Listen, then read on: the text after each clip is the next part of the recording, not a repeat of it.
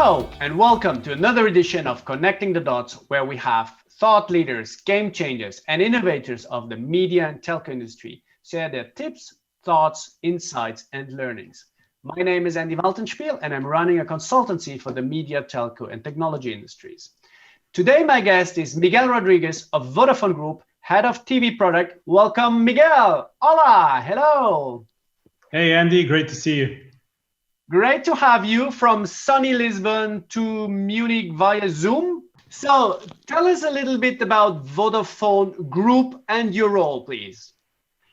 So Vodafone is a global communication company. We're present in more than 20 countries and we provide converged services. I'm the head of TV product and I'm defining the experience in all our devices, which basically means that, you know, when you sit in your couch at home and you're watching TV, I need to make sure that you're finding the best content that there is in the simplest way possible. That's basically what we do.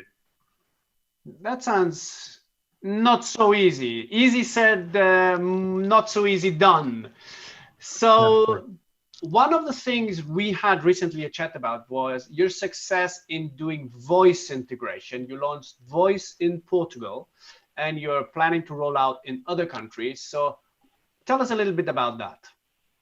So voice has really been a dramatic shift in our strategy. I think we're seeing that people are now starting to work with voice in everything in your house. And we really wanted to get on board with this. So, you know, TV has always had these really frustrating use cases where you try to, in your remote control, search for content, and it's really horrible to click letters in the remote control.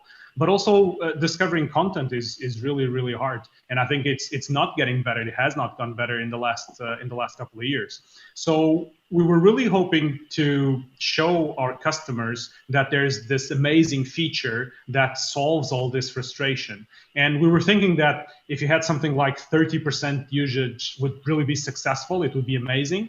And when we launched, we ended up having 70% usage, which was the highest we ever got in any feature. So that was, you know, a spectacular achievement.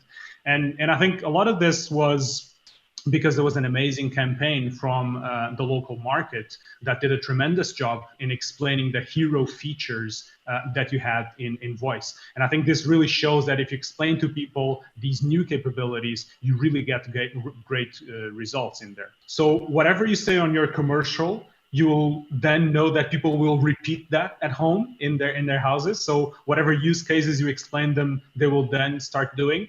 But also there are always these killer use cases, right? Where, you know, for example, for us, that was, I have a 2-year-old, I can give him the remote and he says PJ Masks, even without knowing how to read, and he can watch TV without needing to ask me, you know, every 15 minutes, Dad, can you change this? When you have these killer use cases, you know, you can, on one side, you can do really cool things like you can say winter is coming and immediately you go to Game of Thrones. Or you can just say more normal things like, give me documentaries with lions, and then it finds them.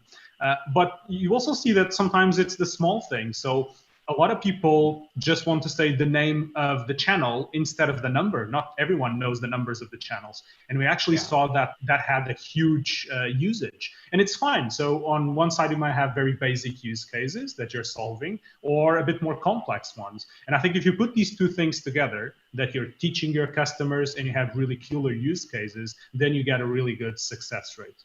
So what does it mean in building the service? What are the key success factors for building it? Is it search, recommendation? What are the cornerstones? What's the secret sauce, as much as you can share? Yeah, so I think first of all, you need to have really good metadata.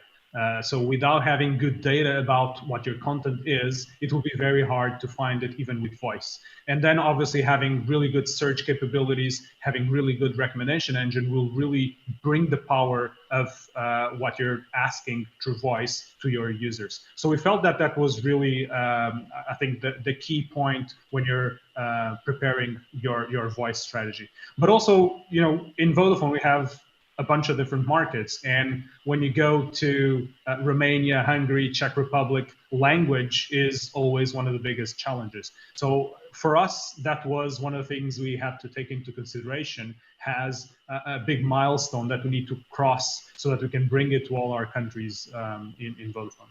Okay. So voice is the input, far field voice, microphone, whatever. What about sound? I mean, we've seen some interesting concept, a smart media device. We just had an interview with a CPE vendor who does some of those. So how important will that be to the equation? I think sound will be super important in your living room because what we've seen is data shows that most people still use the speakers of the TV set, which are really bad. So you kind of feel that you have this amazing content, but you're not doing it any justice because people hear it with really bad sound. And so we do feel that there's a move for us there, and that might be a role for us to play because we want to make sure that we bring the best of this content and we kind of empower it in a way that when you hear the sound quality that the content you have, you're not going to want to go back. It's one of those things where when you get used to it, you get used to really amazing sound, you never want to go back.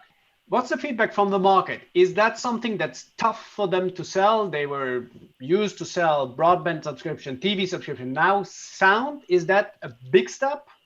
Yeah, I think it will be interesting to see how it plays out in different markets. So you have markets with really high ARPUs where they might see this as something easier to sell. But on the other extreme, you have markets that usually people don't buy really expensive devices that cost like €1,000 or even 500. And in those markets, actually, you might have a really good opportunity because you already have this engagement with your customer, and you don't actually need this initial investment that usually is really, really big. So maybe we can bring the best of sound at a very low cost, and that might actually be really successful in these countries. So we're kind of want to try out the different models and see where we get, but we do think that there is a big space for operators to play here. So that means in the end, you're following a super aggregation strategy on the content side, on let's say video. Yeah, you have integrated Netflix, YouTube, and in some other markets, I think HBO in Spain and others. Yeah.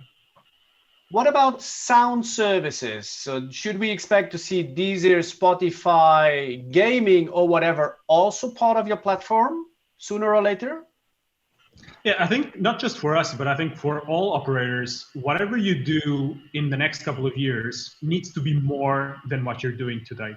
I think the living room experience needs to transform, and I think we need to take the best of what we have today and then leverage that. So gaming is an obvious next step. I think having really good music is an obvious next step. So I think I would expect to see not just Vodafone, but all the other operators going and trying to get their space within the living room and reaching these kind of different entertainment opportunities that exist. Very good. So now we come to the big question, the $100 million. So what would you do to bring your TV business to the next level with $100 million? So I think in probably the next couple of years, voice is probably going to show how good your aggregation strategy is. So if you have money to invest, probably this would be an excellent place to invest it and show that you are driving engagement in your platform by having a single voice stream. We really believe that voice and how well you grab this opportunity in voice will determine how successful you're going to be at aggregation. So if I have money to invest, I would invest it in this aggregation piece because I do believe that voice will be crucial into that strategic part. Okay, so in the end, that means aggregation means many things. Like I said, voice, metadata, search, recommendation, of course, all that wrapped in a fantastic UI. Yeah. Okay, it's Christmas soon. A lot of work. A lot of work.